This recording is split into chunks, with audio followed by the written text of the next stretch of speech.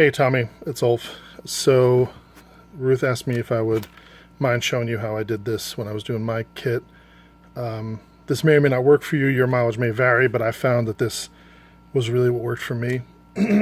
So the first thing that I did was that I did not cut the pieces to length before lacing. I found I lost a whole bunch of time cutting all the, like, if I needed 10 rows, cutting 10 different pieces to length, then burning the ends, then lacing them. What I found was better was just to cut one giant piece that was 10 times as long as I needed, right? Tie one end off, right? Burn that so that it's closed. And then what I would do is,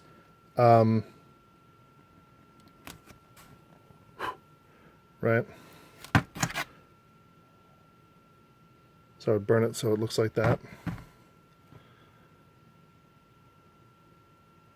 Okay. And then what I would do is make the other end of the much longer piece the needle, quote unquote, part. And what I would do with that is I would trim it like this before melting it.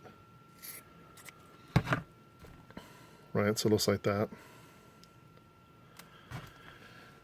And then I would melt it the way I'm going to do in a second, and then I would just feed the entire thing through, and then cut, lace it through, right? Then when I was done with one row, I would just cut it in the middle, tie it off, right? Then cut it, burn that part, and that way the front end, the needle end, stays the same. It's just the same needle end for dozens and dozens of rows.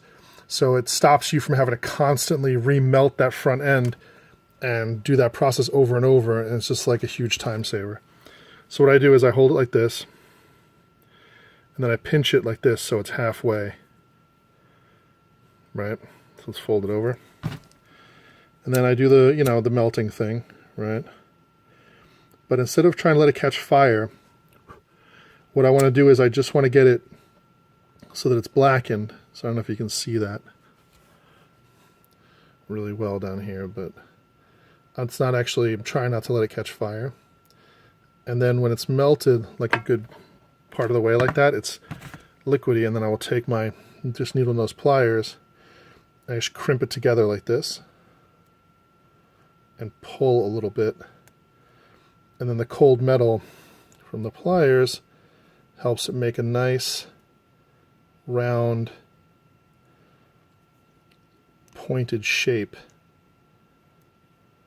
like so.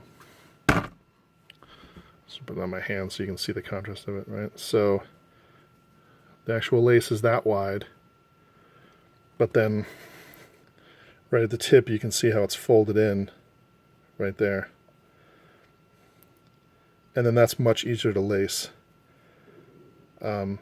So that's what I did. So basically, to recap, leave the lace much, much longer than you wanted, right? Like maybe 10 feet in between, this end and this end.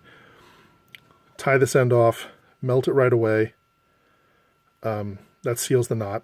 You don't have all those fuzzies hanging off. Then lace, lace, lace, lace, lace until you're done with the row, right? Then cut it here. Well, tie it off first wherever it's done. Right, so it's snug against the armor. So the armor plate in this example would be here. Right, like so. Cut this off here. Right, remelt it so that it ends up looking like that. And then the other piece you've got left still has this nice, neat, like threading point still on it, so that you can still have that for your next, whatever row.